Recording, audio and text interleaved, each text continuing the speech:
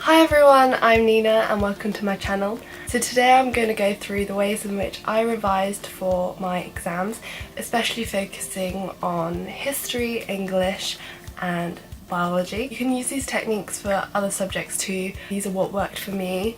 They might not work for you because everyone has different revising styles. I hope these will give you some ideas on how to revise for your exams. So I know that people, whilst I'm uploading this video, there are many people that have already had exams and or are going to have exams very soon, as this is exam season. I've actually finished mine already. I had mine in May. I did the International Baccalaureate, so all the exams are slightly earlier than the A-Levels. These are the materials that I used and that I made for myself, so hopefully they'll help you through yours too. Okay, so first we're going to go through English techniques. I did IB English higher level and I'm predicted a 6 in it. Hopefully I can get higher than a 6. For English I studied 2 texts, although we were supposed to study many, but we focused mainly on 2 texts, and the questions were very broad, and we did dramas, and the questions would be like, in 2 dramas you have studied, compare and contrast how both playwrights present minor characters or use certain dramatic techniques. You know the drill. So the way I plan for my exams is to memorise loads of quotes, because obviously this is a closed book exam. So I went through all the possible questions that they could ask about drama, so stage direction, minor characters or themes in the play. This is one I did for stage direction. And on one side I had one play, on the other side the other, and I divided them by acts and scenes and kind of put them near each other to where they paired up. So with this grid I could then compare and contrast in the ways that they did things similar or different. And I would just go through and memorise these, and you don't have to memorise all of them, about I'd say like 3 or 4 for each act. For that particular topic would be enough. Once you know them, you could just bang them into any essay. Surprisingly, even if, say, the question wasn't about stage directions, you'd still be able to use the same quotes in a way to back up a point that you're making with the other one. This is another one that I did for setting, and similarly I laid it out the same, and as you can see I've highlighted pieces on here, and these are the quotes that I felt were most important, or the quotes that I kept forgetting and I couldn't memorise. The way I kind of memorised them was kind of fun. Me and my little sister, who's 9-year-old, we kind of did a little like play role kind of thing, so I was one character, she was the other, and we acted out like a play. And in the exam that was really helpful because I could memorise when she would be like, "God, Nina, why did you forget this one?" and she'd say it back to me. And I think combined that and visual memory, for me that worked really, really well. I think for revision you have to be very active about it. That way it can help you when you're in an exam to kind of memorise instead of just on one piece of paper if you do something active about it.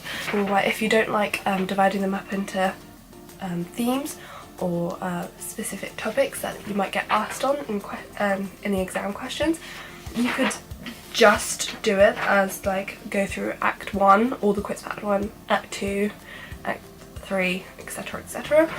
Or you can do it by character, so I did it by character here. So I went through, this is for Duchess of Malfi, and I went through all the characters, so Bosela, Verdant, Cardinal, and went through and then laid them out chronologically in that act.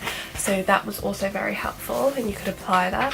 One big tip that I would give to anyone doing English Lit would be that to do loads of practice questions, and to get the format right, everything else will kind of fall into place. Because one thing about examiners who it's about the fluidity of your writing too, and the way that you're putting your point across is very, very important. Also, another tip that my teacher gave us for IB specifically, he is a great teacher. He has been teaching the IB for many, many years and has never got anyone below a 5, and his average scores have been 7s and 6s. I'm not really sure how this applies to A-Level, because obviously you have to use critics and things, which we don't in IB, but the way that our teacher laid it out was that we use a AB formula. So first in the introduction you talk about both of them together.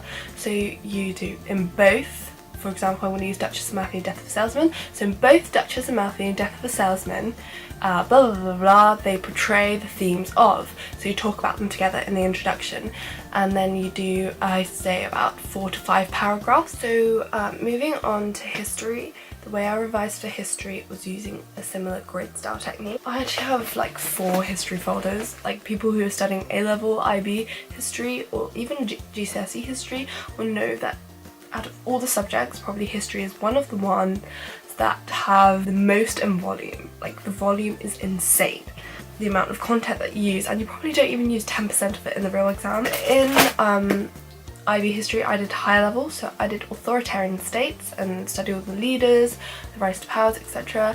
And then we do the 2 world wars, we did American presidency, their domestic and foreign policies, and the Mexican Revolution. And also we did like Italy, Japan too. So yeah, there was a lot. So for the World Wars, I made grids.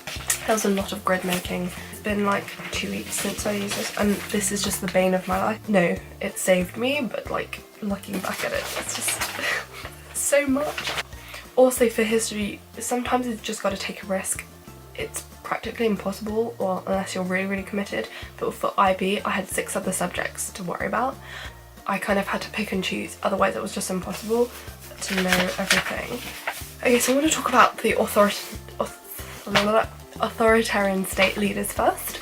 And the way I did it was, again, section them by topic. So economics, their ideologies, treatment of women, opposition, treatment of ethnic minorities, the legal system. We studied quite a few authoritarian leaders. So here, this one is economy. This is part 1 of economy, and then I did Hitler, Stalin, Castro, Peron. Kind of just lumped these 3 and kind of discarded Peron because the questions are sometimes mostly like from 2 different regions of the same region, so I knew that if it was going to be 2 different regions I could just do Hitler, Castro, or Stalin, Castro. But if it was 2 right authoritarian state leaders, I would have kind of been done. I would have kind of just done the other question, because you always get 2 questions to choose from, so I kind of took a risk there, but it cuts out a whole thing. But I still made revision notes on it, so if worse comes to worse, at least I had, maybe I could recall some information. But yeah, I kind of stuck to these 3 and knew them really well. Yes, as you can see, I just kind of listed under topic names, so the plan, what it consisted of, and the outcome. And again, once I made this, I then highlighted the key points and memorized them. Again, practice essays is a godsend. I didn't do as many of them as I should have, because for me, I revised better at just literally memorizing style of writing. I got that in place already, so that wasn't too difficult for me. But if you're someone who struggles with writing essays, doing a lot of practice essays will definitely work for you. There's another sheet. So this is rise to power, and again I made points about each leader and separated them like that. For wars, so this is the Spanish Civil War and Mexico. Actually, I decided to compare Mexico and Spain, and again I sectioned them. So what's this? Spanish, Mexico, and then in this column different topics, so economic, social, political, and divided them like that. Because if you have them in a grid style, it's very good for when you do comparative essays, but then kind of like memorize and visualize the grids where you already have the comparisons. So I think if you're doing comparative essays, these definitely work. And if you're not doing comparative essays, the information's there already. For the World War, for World War I and World War II, again I did the same, World War I, World War II in Europe, and then the Pacific. And I go main, like this is the new mnemonic that I use, so military, alliance, imperialism, nationalism. And they are the main reasons why, and then you just list a bullet point all. So here's one I made for this is kind of one that I made. This is technology in World War I, World War II, and World War II in the Pacific, like that. For writing the essay, again I do introduction, talk about both leaders, how they're similar, and then depending on the question you could do like similarities, differences, and yeah, do it like so. For biology, I made a lot of sheets and I hand wrote these ones because, like I said earlier, I'm quite a visual learner and I like to learn visually. And when I was revising, my whole hall outside my room was just plastered with these big posters everywhere. So on one wall I'd have history mainly took up everything, and then in my bedroom, say, I'd have biology. So again, when I was in the exam hall, I could picture my room and picture all the topics where they were. The way I did it was by topic again. I like to have like a whole topic on one sheet, it just makes everything so much easier. So here I have 2 examples. So this is the nervous system, and it kind of took the main kind of keywords or things, keywords and such up here, and definition, diagrams explain what they are, and the key parts of the topic. So what is the nerve impulse and the stages of each. And again, this is DNA, completely different, DNA transcription, and I just have a whole topic on one sheet and then write all the stages and condense them, and then condense them further by highlighting. Yes, that's what I would do for each topic. I just go through all the topics, say amino acids, enzymes, and then list them all on one sheet. I kind of most of the time colour code them as well. So say DNA would be blue, nervous system or blood system would be red. So again, that helped me visualise. For after, because obviously there's a lot of information on those pieces of paper, even though if they are condensed, I then go in with a highlighter and highlight those key points once I already know the basis of the knowledge. And then for GCSE, I didn't for IB because simply I was just too lazy to get cue cards. I was saving money. I'm so frugal. But for GCSE, we got given like free revision cards. We could just grab them from the school, and I just buy those little coloured cards and just write what I highlighted in like pink, those short punchy points on there. So before the exam I just flick through the cards and then they would prompt my knowledge. But you kind of have to do that last because you need to know the detail first before you cut it down to that really basic. Otherwise you're not going to get points when you're answering the questions. Lastly, I want to wish you all a good luck for your exams. I'm sure you will all do really great.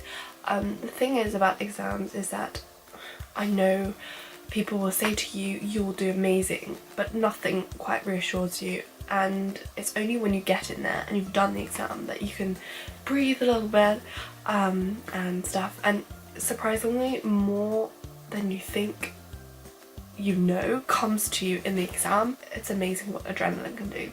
If your exam didn't go as well as expected, there were some for me, the best thing to do is just move on and to think about the next exam, because there's no point in ruining your mood and not doing as well as another exam when an exam is gone already that you can't do anything about it. It's easier done than said, because people have said that to me. I'm giving this advice and you still think about it. But I think your last couple of exams you'll find you probably do better on, because you're more relaxed and you're more used to the exam vibe as such. Sleep well, don't have really late nights because you need the energy for your exam if you have a morning exam. Wake up maybe slightly earlier than you usually do. It's said that our brains work best 3 hours after waking up. So I woke up an hour earlier. So as my exams were at 9 o'clock, I normally wake up at 7, but I woke up at 6. Lastly, cramming is good, okay? When you know the basis, learning some last minute things definitely works, and it's surprising how much you can actually learn. So if you're the night before and you're like, God, I really don't know any of this, know that you do know it. You can still learn more. Don't give up. Good luck. Bye.